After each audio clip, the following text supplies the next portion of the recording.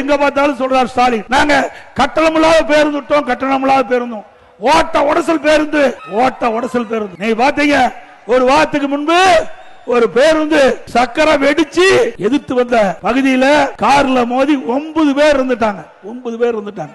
ஏற்கனவே சிவகங்கையில ஒரு ஓட்டுநர் அந்த டயர் நூல் தெரியுது அப்படின்னு மாவட்ட ஆட்சித்தலைவர் அழைத்து போய் நிறுத்திட்டார். நீங்களே வந்து பாருங்க, இந்த டயரை வச்சுட்டாங்க எப்படி ஓட்ட முடியும்? சென்னையில கார்பரேஷன், இங்க சென்னையில் இருக்கிற மாநகராட்சி இருக்கிற நகர பேருந்து ஒரு பெண்மணி பஸ்ல பயணம் செய்கின்ற பொழுது அதுல கீழே இருக்கிற பேஸ்ல இருக்கிற அந்த பிளாட்பார்ம் உடைஞ்சு அதில் நடந்துகிட்டே ஓடுது. கத்தங்காட்டி அந்த பெண் கத்தங்காட்டியும் டிரைவர் நிறுத்ததுனால உயிர் பழந்தாங்க. டயர் கழட்டிட்டு ஓடுது. பல பேருந்து தள்ளித்தான் மக்கள் கொண்டு போறாங்க.